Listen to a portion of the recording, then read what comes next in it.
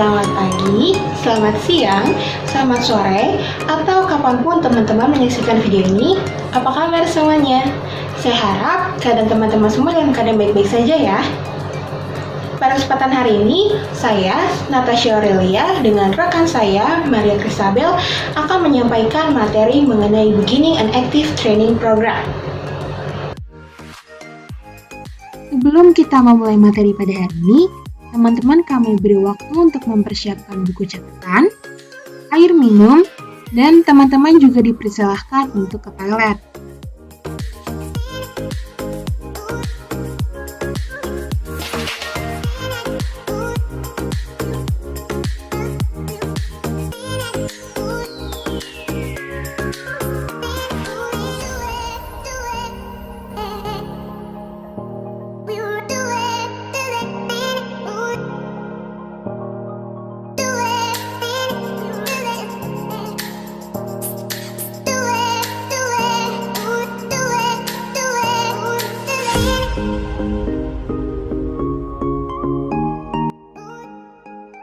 Berikut terdapat beberapa peraturan yang harus teman-teman ketahui sebelumnya. Yang pertama, carilah posisi duduk yang nyaman. Yang kedua, teman-teman diperbolehkan untuk minum selama menyaksikan video ini. Yang ketiga, teman-teman diminta untuk mencatat poin-poin penting pada materi hari ini. Dan yang terakhir, teman-teman jangan men-skip video ini ya. Yuk, mari kita mulai. Setelah menilai peserta grup, menuliskan tujuan dan instruksi, persiapan pelatih sudah matang dalam melakukan program pelatihan. Penting bagi pelatih untuk memiliki keterampilan penyampaian dasar dan persiapan yang cukup. Jadi yang pertama ada preparing yourself mentally. Sebelum memulai program pelatihan aktif, biasanya pelatih masih sedikit gugup. Hal tersebut merupakan hal yang wajar, karena rasa gugup menunjukkan kekuatan pelatih akan pengalaman belajar dan keinginan pelatih untuk memberikan pengalaman belajar yang positif bagi para peserta.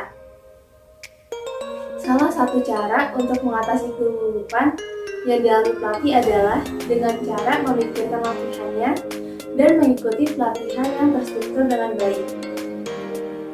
Selain itu, terdapat hal yang harus diperhatikan, seperti yang pertama, persiapan materi dan kegiatan untuk program pelatihan. Persiapan yang dilakukan dimulai dari beberapa minggu atau hari sebelum peserta memasuki sesi.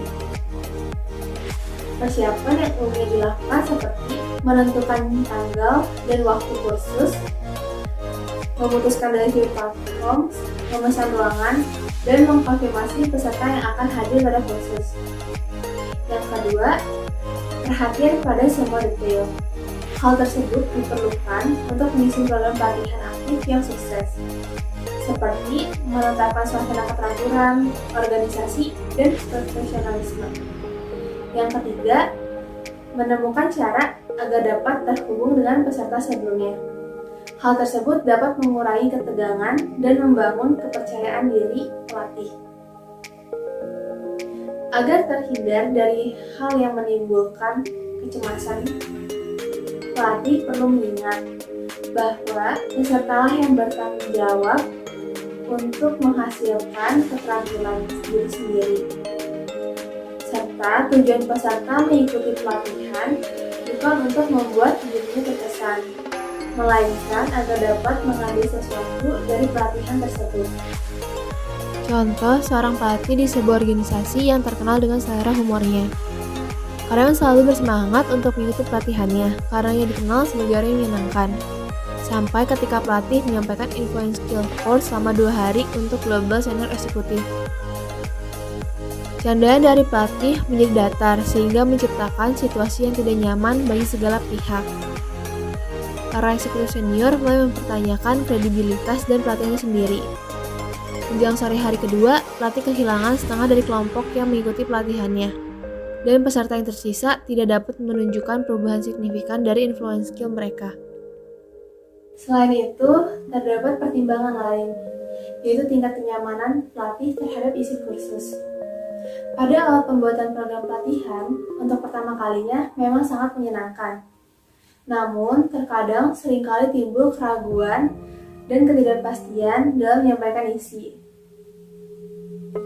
Jika pelatih merasa tidak nyaman dengan materi pelajaran dan khawatir akan pertanyaan dari peserta, terdapat salah satu cara untuk mengatasinya. Ketika pelatih tidak mengetahui jawaban lengkap dari pertanyaan yang peserta ajukan, pelatih dapat memanfaatkan keahlian kelompok. Hal tersebut dilakukan dengan cara mengajukan pertanyaan kepada seluruh kelompok untuk menemukan jawaban secara kolektif. Setelah menemukan jawaban, pastikan untuk kembali ke materi. Namun, terdapat jenis persiapan mental yang berbeda jika konten yang diberikan ada sesuatu yang second nature untuk pelatih. Kebosanan terhadap materi pelajaran mungkin akan timbul jika pelatih mengajar subjek secara berulang. Jadi, ketika pelatih berada dalam posisi untuk mengajar, cobalah untuk mengingat bahwa meskipun informasi tersebut bukan hal yang baru bagi pelatih, namun hal tersebut baru bagi peserta. Mari kita simak contoh berikut. Contoh seorang sales trainer yang tidak sabar untuk melakukan sesi tentang hubungan pelanggan pada hari berikutnya. Padahal ia telah melakukan sesi yang sama 3 kali pada waktu yang berbeda dalam minggu itu. Ia mengatakan bahwa dalam melakukan pelatihan, fokusnya bukan untuk diri sendiri, melainkan para peserta, dan ia juga menyukai cara peserta dan menanggapi dan mencoba untuk berkontribusi dalam diskusi. Menurutnya, melalui pengalaman peserta dan kontribusi peserta pada materi pelajaran, hal tersebut dapat menjadi pembelajaran dan referensi pada pelatihan. Terdapat beberapa cara yang dapat dilakukan untuk mencegah kejenuhan pelatih. Sebagai berikut. Yang pertama, bersikap fleksibel dengan rencana dan desain materi. Gunakanlah cara baru dalam menyampaikan materi atau cobalah memberikan materi dari urutan yang berbeda. Yang kedua, variasikan lokasi, lingkungan, dan delivery platform. Jika selalu mengajar di ruangan yang sama, lihatlah apakah ada yang berbeda dari ruangan tersebut pada hari itu, atau cobalah merekomendasikan sesi pelatihan di waktu atau lokasi yang berbeda.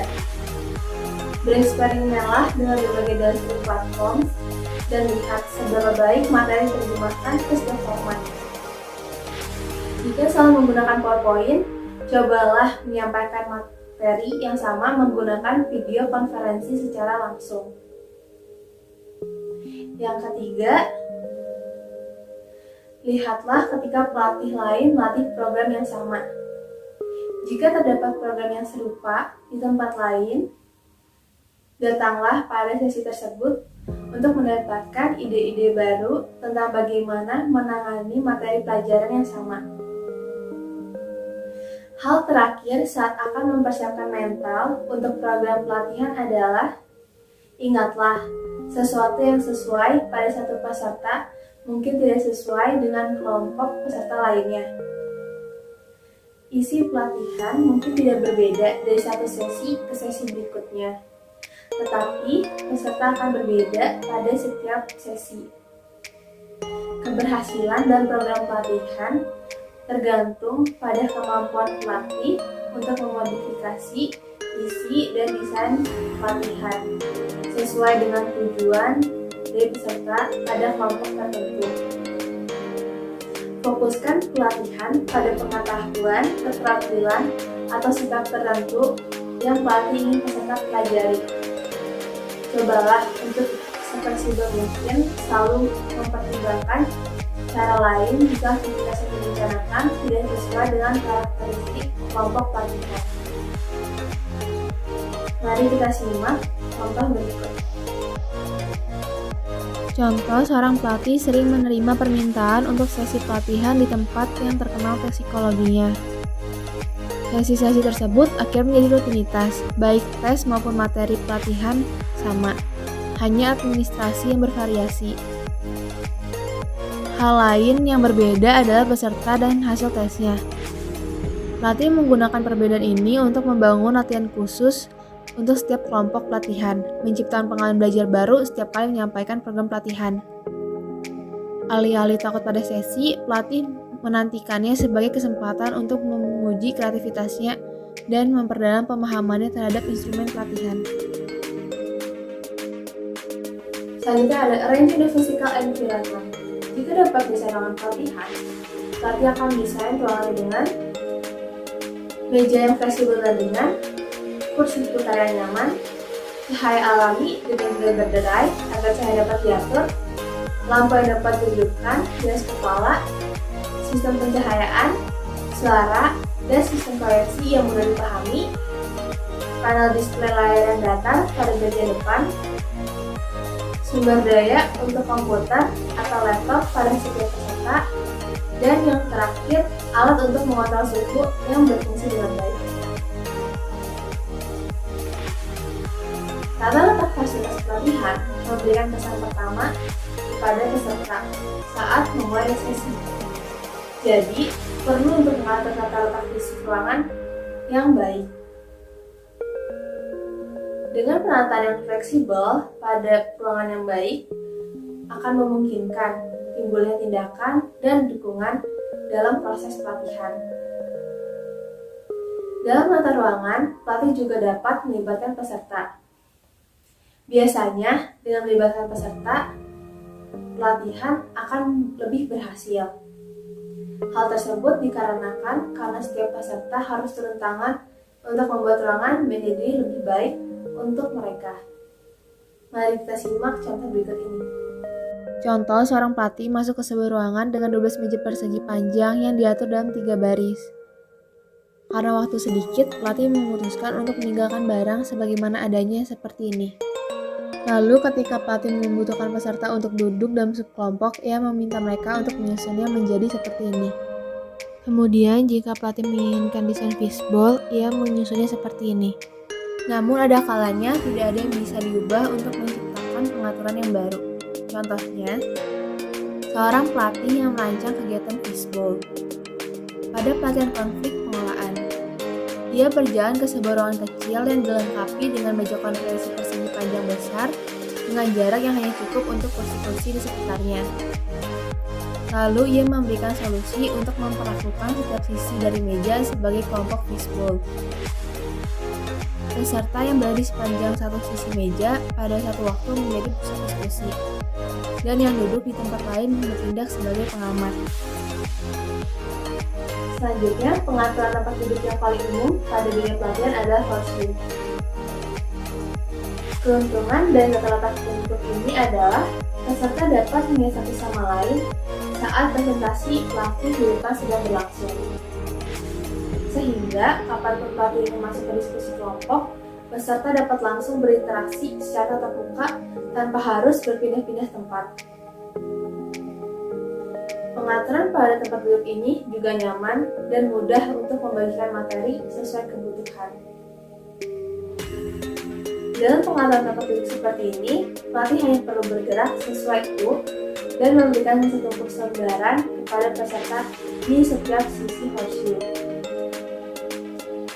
Jika ruangan cukup besar, peserta dapat menarik diri dari meja dan membentuk kelompok kecil. Hal tersebut dilakukan untuk berdiskusi secara penuh dan lebih intimate. Beberapa peserta dapat memindahkan kursi mereka ke dalam untuk membuat lingkaran. Selain horseshoe, terdapat pengaturan tempat duduk lainnya yang umum dengan mengumpulkan semua kursi di sekitar meja konferensi. Namun, situasi ini sulit diubah karena satu-satunya meja yang tersedia melengkapi seluruh bagian tengah ruangan. Dalam hal ini, pelatih dapat menggunakan pengaturan ruangan konferensi untuk seluruh grup diskusi. Lalu kemudian meminta peserta untuk duduk pada kelompok kecil di sudut ruangan.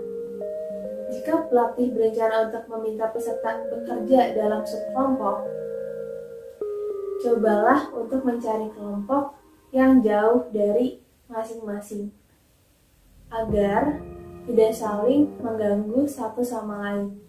Dalam keadaan ini, jika pelatih harus menyampaikan pesan dengan lengkap, buatlah komentar singkat, karena akan sulit untuk terhubung dengan seluruh peserta untuk jangka waktu yang lama. Berikutnya ada greeting participant and establishing rapport. Rasa canggung yang dialami oleh trainer dan peserta biasanya terjadi pada saat pertama kali berkenalan. Mari kita simak contoh berikut ini. Contoh, seorang pelatih baru menyusun program 1 hari untuk team building bagi kedua perusahaan manufaktur kecil yang baru saja bergabung. Pelatih tersebut sudah menjadwalkan bahwa acara akan dimulai pada pukul 9 hingga jam 4 sore, yang bertempat di salah satu perusahaan tersebut. Kemudian, para peserta mendapat sebuah email yang memberitahukan bahwa akan ada makanan ringan yang akan tersedia pada pukul 8.30. Pada pukul 8.35, peserta sudah memasuki ruang pelatihan dan sudah memulai untuk mengambil makanan yang telah tersedia. Pada acara ini, semua karyawan dari kedua perusahaan pertama kali bertemu satu sama lain. Bahkan terdapat beberapa karyawan dari satu perusahaan yang sama sekali tidak mengetahui satu sama lain. Setelah semakin banyak peserta yang memasuki ruang pelatihan, kelompok-kelompok kecil pun mulai terbentuk, sehingga terjadi sedikit interaksi antar kelompok. Selain itu, terdapat pula beberapa peserta yang tidak berusaha untuk bersosialisasi dan lebih memilih untuk memeriksa ponsel atau membuka laptop. Dan terdapat juga beberapa peserta yang ragu harus duduk di mana. Ketika pelatih melihat jam tangannya dan melihat bahwa sudah pukul 8.50, pelatih merasa bahwa ia masih memiliki kesempatan untuk melakukan beberapa telepon sebelum acara dimulai. Setelah itu, pelatih memasuki ruangan pada pukul 9, dan dengan cepat ia menyapa para peserta dan dilanjutkan dengan penyampaian konten pada program tersebut. Pada pukul 9.45, pelatih merasakan bahwa acara tersebut tidak berjalan sesuai dengan rencananya. Meskipun ia tidak dapat mengetahui dengan tepat apa yang salah dari acara tersebut, tetapi ia memperhatikan bahwa tidak ada yang secara sukarela mau menjawab pertanyaan umum yang ia ajukan kepada kelompok. Ketika pelatih memilih untuk mengarahkan pertanyaan tersebut kepada peserta secara individu, tanggapan yang diterima cukup singkat dan bernada defensif. Selain itu, pelatihan pada kelompok kecil menjadi berakhir dengan cepat karena kurangnya percakapan antar individu dengan kelompoknya. Pada akhirnya, pelatih memutuskan untuk memberikan para peserta istirahat yang lebih awal dari yang sudah direncanakan, dan untuk memberi dirinya kesempatan untuk mencari tahu mengapa para peserta tidak tertarik dengan materi yang ia susun. Pelatih terus bertanya kepada dirinya apa yang salah. Dari contoh tersebut dapat dilihat mengenai hal yang dapat terjadi bila pelatih tidak meluangkan waktu untuk menyapa dan berusaha untuk terhubung dengan peserta kelompok. Untuk mengatasi hal tersebut, terdapat beberapa hal yang dapat dilakukan oleh pelatih. Yang pertama, bersiap untuk menyapa para peserta setidaknya 15 menit sebelum acara dimulai. Yang kedua, berjalan di sekitar ruangan dan melakukan kontak mata dengan peserta. Yang ketiga, berjabat tangan dengan peserta dan memperkenalkan peserta yang tidak saling mengenal. Dengan melakukan hal tersebut, pelatih dapat membantu para peserta untuk merasa lebih nyaman di lingkungan tersebut. Namun, jika pelatih tidak memiliki kesempatan untuk melakukan hal tersebut, sebelum acara dimulai, pelatih dapat melakukan percakapan informal dengan para peserta. Percakapan informal juga dapat membantu pelatih berhubungan baik dengan peserta. Pelatih dapat mempertimbangkan kembali bagaimana cara yang dapat ia lakukan dalam proses pendekatan diri dengan para peserta.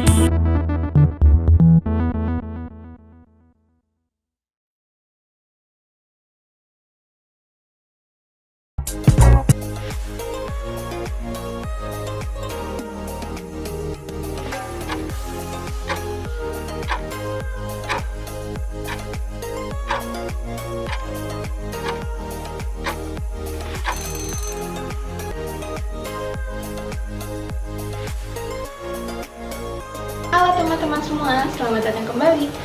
Sekarang kita akan melanjutkan ke materi yang berikutnya, yaitu materi yang keempat, Getting the best from the 30 minutes of training.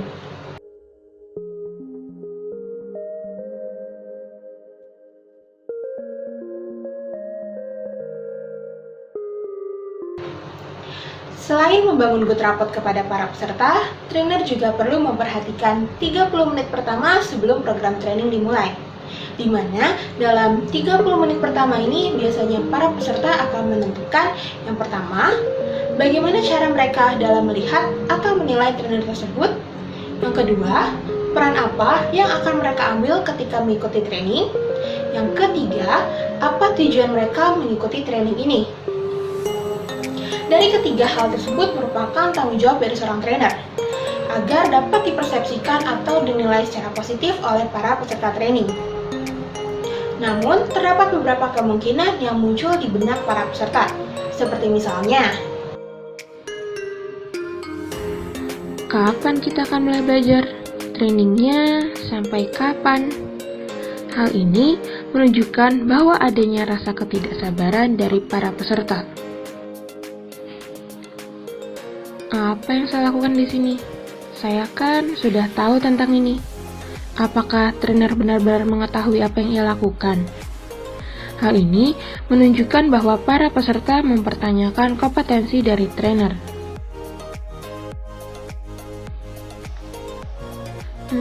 Saya merasa bahwa saya tidak akan menyukai trainer ini. Saya ingin tahu apa yang trainer itu pikirkan tentang saya. Hal ini menunjukkan bahwa para peserta mempertanyakan kecocokan antara dirinya dengan trainer.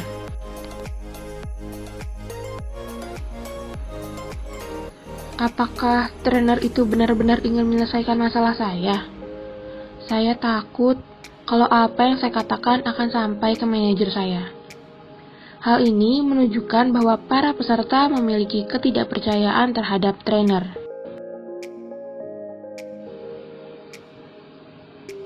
Siapa yang akan mengurus pekerjaan saya selama saya di sini?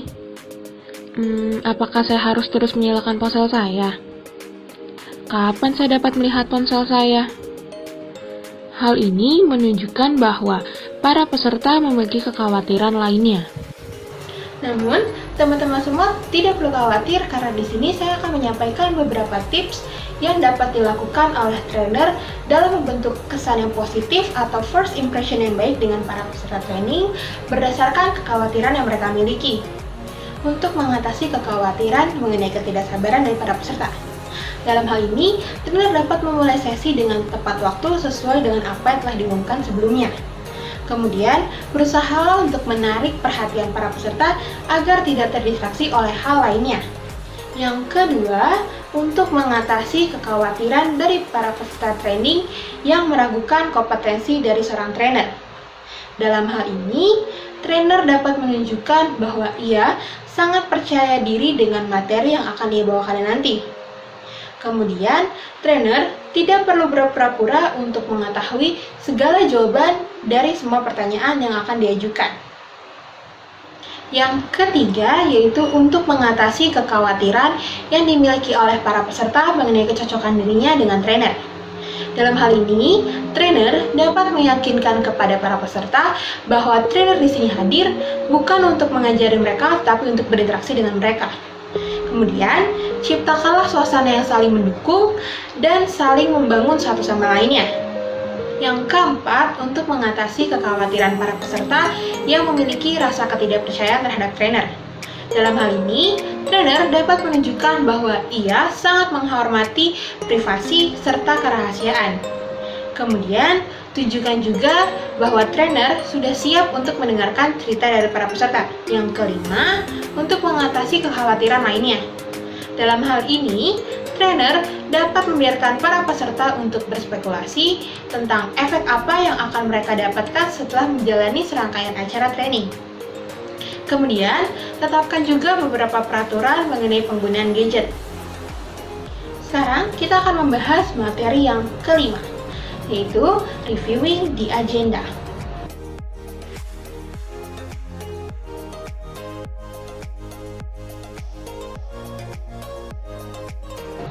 Sebelum memulai training, rasanya belum lengkap apabila tujuan dari training itu sendiri belum tersampaikan.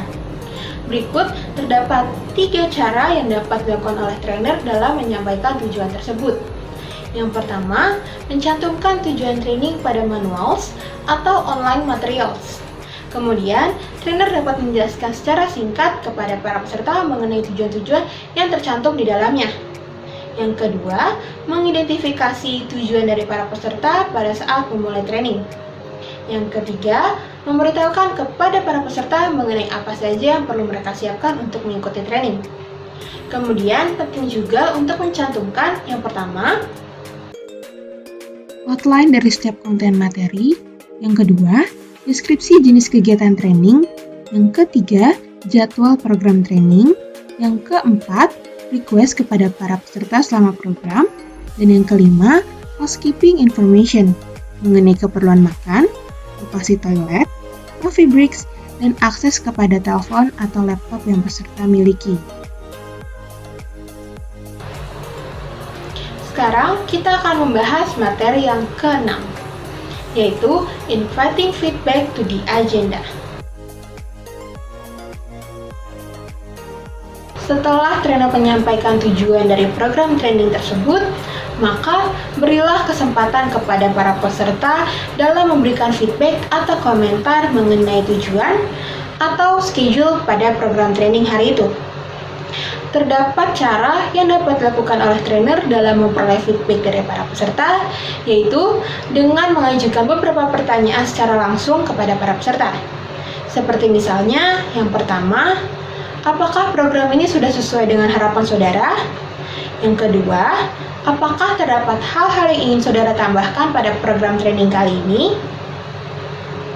Dengan mengajukan kedua pertanyaan tersebut, trainer dapat menunjukkan rasa kepeduliannya kepada para peserta mengenai penambahan kegiatan atau aktivitas pada program training tersebut.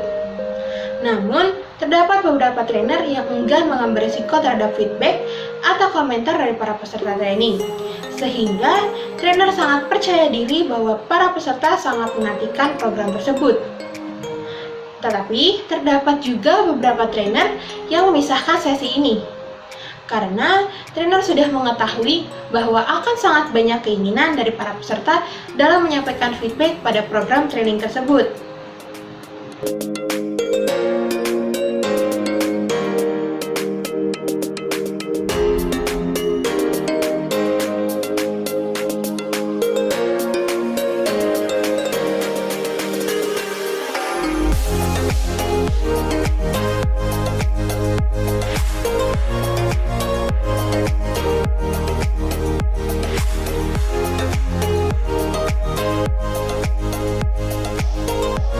Kami ingin mengucapkan terima kasih banyak kepada teman-teman semua karena telah menyaksikan video ini dari awal hingga akhir.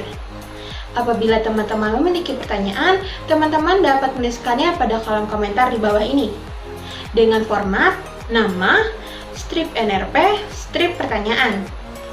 Dan jangan lupa untuk mengisi Google Form yang telah kami buat dengan men-scan barcode di berikutnya atau klik link di description box. Sampai jumpa!